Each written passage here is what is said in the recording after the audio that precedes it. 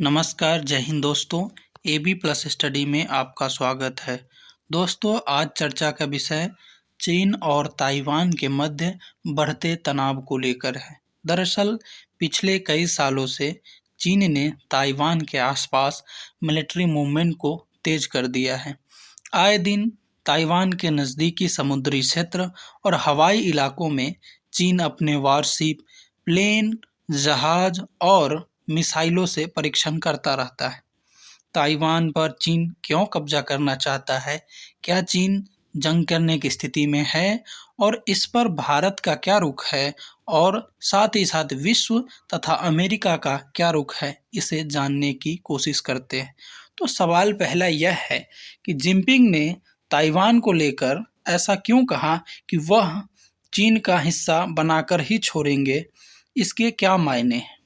तो Xi Jinping ने इस बयान के जरिए ताइवान और उसके आज़ादी के समर्थक देशों को एक तरह से चेतावनी दी है। जिनपिंग ताइवान को फिर से चीन का हिस्सा बनाना चाहते हैं।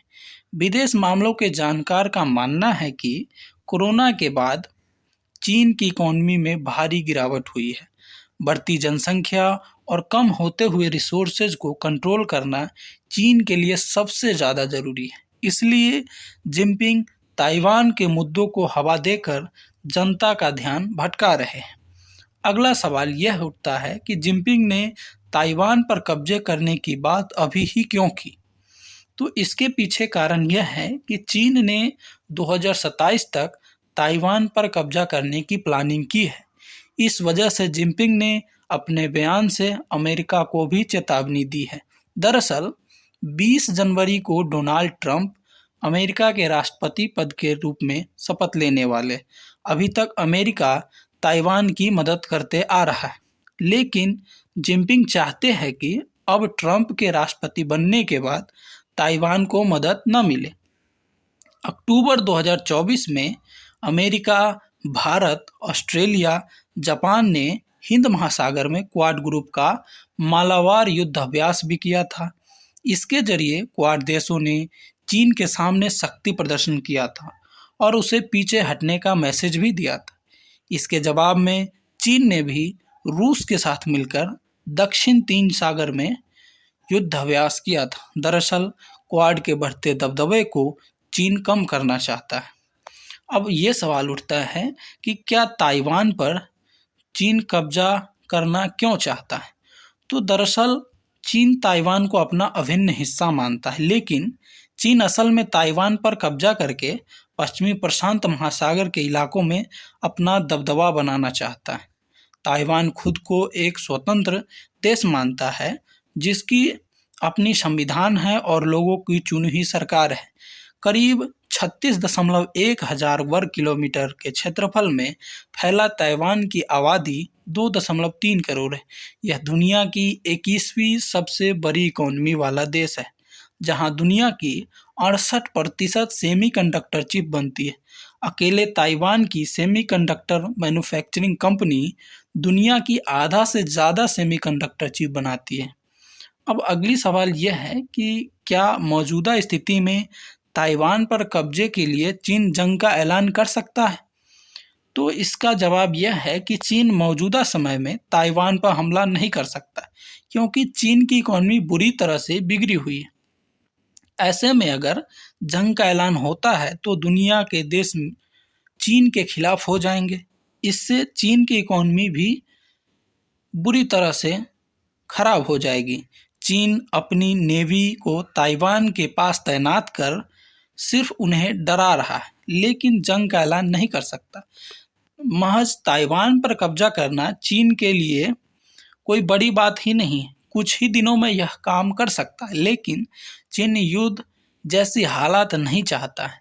चीन अपनी सिचुएशन को समझता है, वैश्विक स्तर पर अपने मुकाम को हासिल करना चाहता है। अगर चीन युद्ध के जरिए ताइवान पर कब्जा करना चाहता है तो इससे चीन की इमेज और इकोनॉमी दोनों को बुरा असर होगा। अब अगली सवाल यह है कि चीन ताइवान के विवाद में भारत और अमेरिका का क्या रुख है? तो अमेरिका भले ही ताइवान का सपोर्ट करते आया है, लेकिन अब वहाँ नए राष्ट्रपति डोनाल्ड ट्रंप आ रहे। जो अपना रुख बदलते रहते हैं। ऐसे में अमेरिका कितने दिन तक ताइवान के साथ रहेगा, यह कहना थोड़ा सा मुश्किल है। वही भारत के नज़रिए से देखें तो हाल ही में चीन के साथ भारत के रिश्ते सुधरे हैं और सीमा विवाद पर भी समझौता हुआ है। साथ ही भारत में ताइवान का दूतावास तक नहीं है, यानी भारत ने उन्हें रिकॉग्नाइज ही नहीं किया है। ऐसे में भारत चीन का विरोध करते हुए ताइवान का सपोर्ट नहीं कर सकता है। अब 1779 में अमेरिका ने चीन के साथ एक संधि करते हुए ताइवान को चीन का हिस्सा मान लिया था। अमेरिका ने वन चाइना पॉलिसी को भी मंजूरी दी थी। इसके बावजूद अमेरिका ने ताइवान को हथियार सप्लाई किए हैं और आज भी ताइवान को हथियार पहुंचा रहा है। अब सवाल यह है कि अगर युद्ध की स्थिति उत्पन्न होती है तो चीन और ताइवान के बीच सैन्य क्षमता क्या है, इसका विश्लेषण करते हैं। तो चीन के पास एक्टिव सैनिकों की संख्या 20 लाख है, वही ताइवान के पास 2.15 लाख है। यानी चीन के पास ताइवान से 12 गुना ज़्यादा एक्टिव सैनिक है। वही रिजर्व सैनिक की बात करें तो चीन के पास 5.10 लाख, वही ताइवान के पास 23 लाख है।